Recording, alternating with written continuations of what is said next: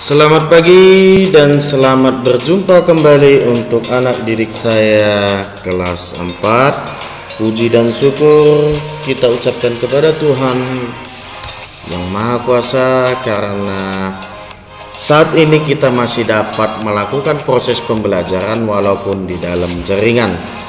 Selamat datang di pembelajaran jarak jauh SD Budi Murni 7 Medan dalam bidang studi teknologi informasi dan komunikasi. Masih tetap bersama saya dengan Bapak Jeriko Sanjaya Gultom, Eskom, selaku guru bidang studi TIK kamu di sekolah BM7 yang sangat kita rindukan. Baik, untuk hari ini kita akan masuk ke judul yang baru, ya. Bagaimana kita akan membuat sebuah tabel di dalam Microsoft Word, ya. Langsung saja kita ke topik pembahasan kita dengan peta konsep pembelajaran. Yang pertama nantinya kita masuk ke judul besar kita, yaitu membuat tabel, grafik dan diagram.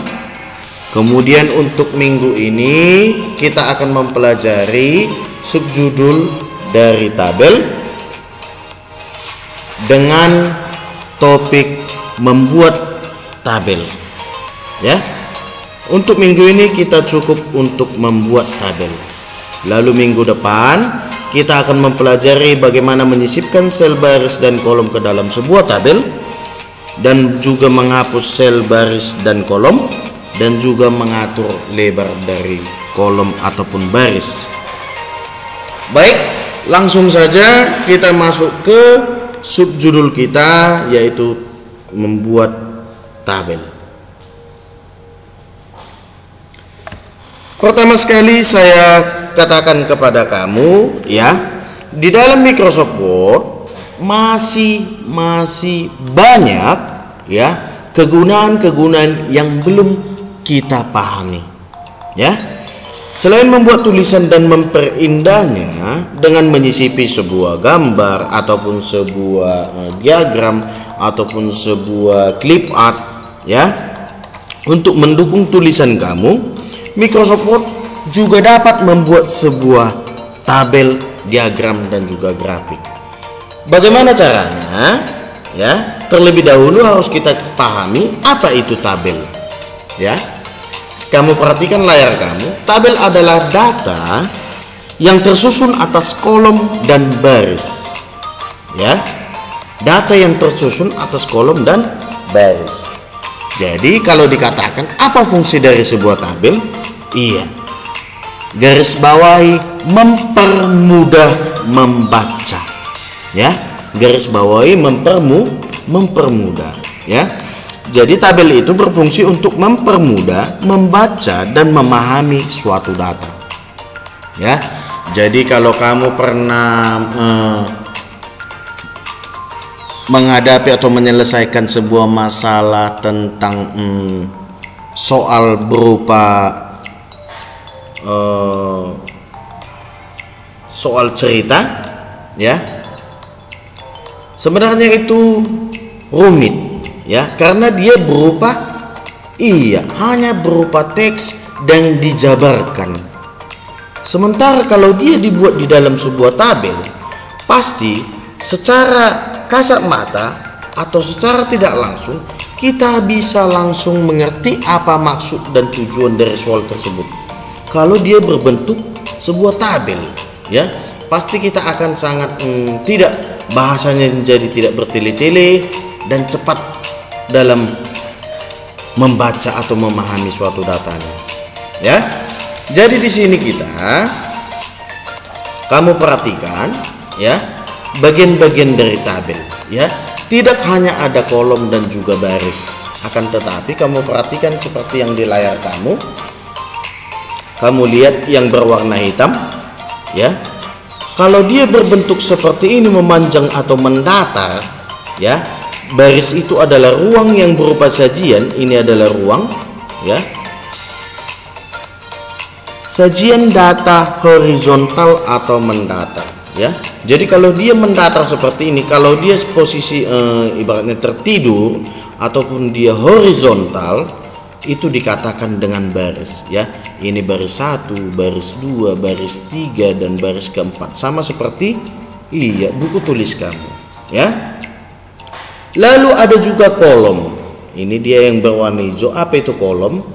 Ruang yang berupa sajian data secara vertikal atau tegak, ya. Jadi kalau dia tegak lurus seperti ini atau dia vertikal, ya, itu disebut dengan kolom, ya. Nanti pada saat kamu kelas 6 kita akan mempelajari Microsoft Excel, yaitu program pengolah angka. Di situ tampilan Microsoft Excel kamu tidak seperti di dalam Microsoft Word.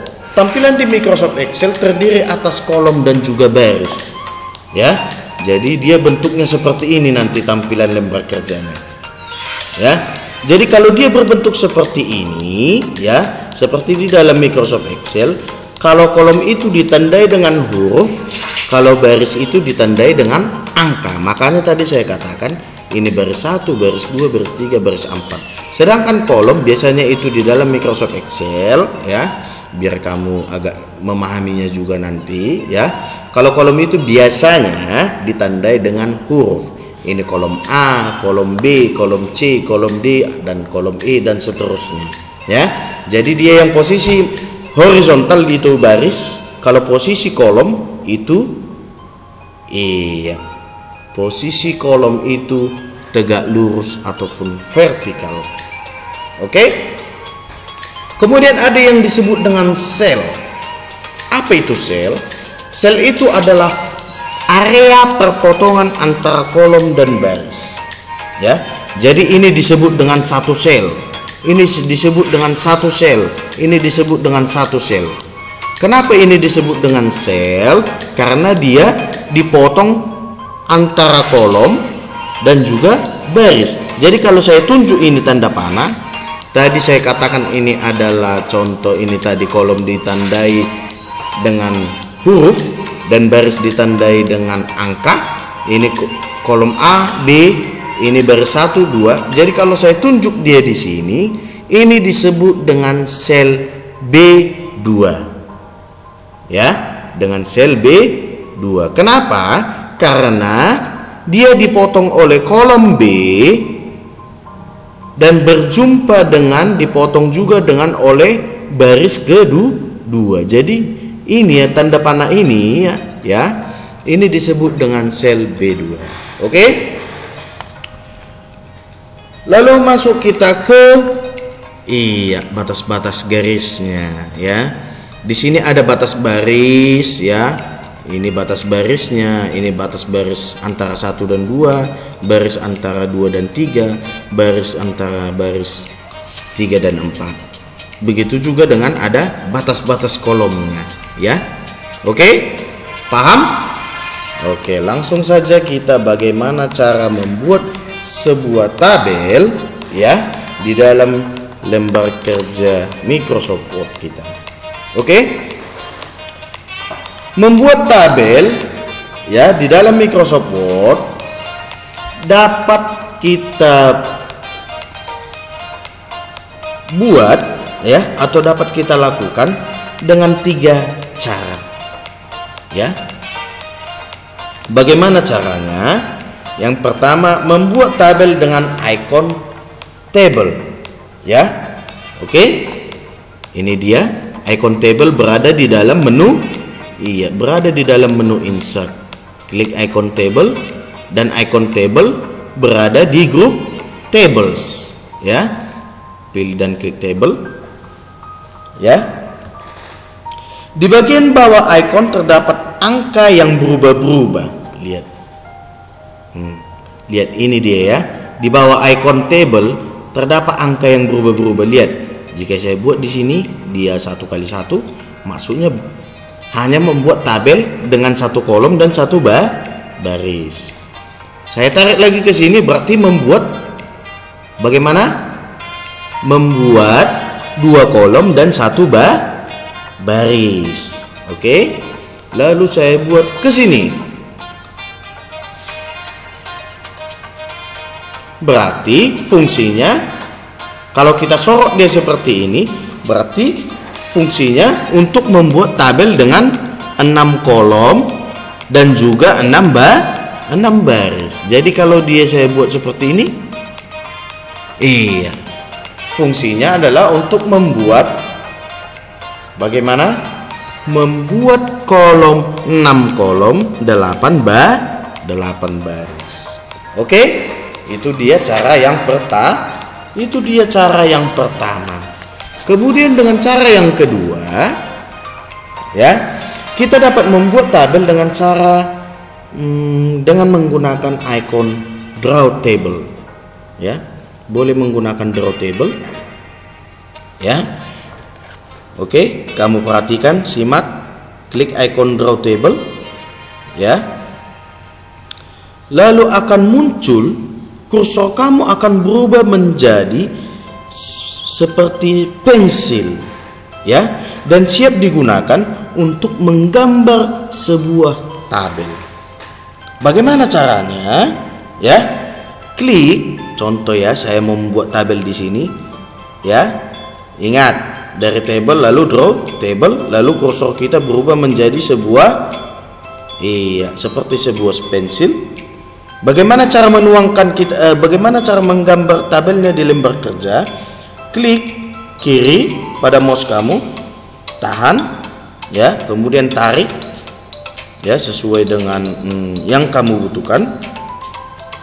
Jika sudah kamu lepas, dia akan muncul, ya, kotak memanjang seperti yang kamu lihat di layar sekarang. Oke? Lalu di sini kita akan mencoba membagi kotak atau membagi kotak ini menjadi beberapa kolom, ya. Caranya sama dengan pertama kali kamu menggambar tabel, ya. Sama seperti membuat gambar kotak memanjang ini, ya. Kamu lihat, arahkan sini, mau kita bagi, klik kiri, tarik, lalu klik kiri lagi, tarik, lalu klik kiri, tarik, sama terus seperti itu, ya, sesuai dengan, iya, yang kamu inginkan atau tabel yang kamu inginkan. Jadi di sini sudah ada sebuah tabel, satu baris dengan berapa kolom? 1, 2, 3, 4, 5, 6, 7, 8. Berarti tabel kita ini sudah menjadi 8 kolom, 1 baris. Pak, saya mau membuat barisnya juga. Boleh saja, terserah kamu, ya. Jadi di sini kamu bebas menggambarkan sebuah tabel dengan ukuran yang, iya, sesuai yang kamu harapkan. Saya mau membagi menjadi 4 baris. Oke, boleh saja. Sudah menjadi 4 baris. Baris 1, baris 2, baris 3, baris 4. Berarti tabel kita ini sudah menjadi, ingat seperti yang tadi, ibaratnya dia sudah menjadi seperti dia 8 kolom dengan 4 baris. Oke, paham? Itu cara yang kedua.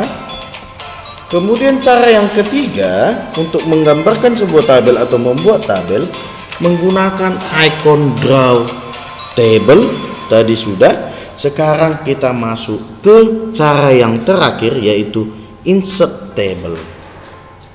Ya, insert table, ya. Pilih dan klik menu insert, kemudian pada grup tables, pilih dan klik table, kemudian, ya, pilih dan klik insert table. Oke, pilih dan klik insert table. Setelah kamu klik insert table, akan muncul kotak dialog, ya. Kotak dialog ini sering disebut dengan kotak dialog, ya, karena di sini ibaratnya kita berdialog dengan Microsoft Word itu, ya. Mau membuat berapa kolom kita, mau membuat berapa baris kita, mau bagaimana yang kita harapkan. Nah, jadi ibaratnya ini, makanya ini sering disebut dengan kotak dialog. Oke, langsung saja kamu perhatikan di dalam kotak dialog insert table. Di situ ada pilihan number of columns, ya. Lalu di bawahnya ada number of rows. Number of columns maksudnya untuk tempat kita mengisikan berapa kolom yang kita butuhkan. Contoh, saya membutuhkan 10 kolom. Oke, berarti nanti yang akan ditampilkan tabel berbentuk 10 kolom. Lalu barisnya saya buat contoh 5. Terserah kamu, ya, sesuai mana yang kamu butuhkan. Berarti nanti kamu perhatikan number of columns-nya ada jumlahnya 10, kolomnya ada 10. Kemudian number of rows, jumlah barisnya ada 5. Maka jika kamu okekan nanti, Microsoft Word itu sendiri akan memunculkan secara otomatis sebuah tabel dengan 10 kolom dan 5 baris. Oke, kita okekan saja langsung. Ya, coba kita hitung benar atau tidak. Kolom 1, kolom 2, 3, 4, 5, 6, 7, 8, 9, 10.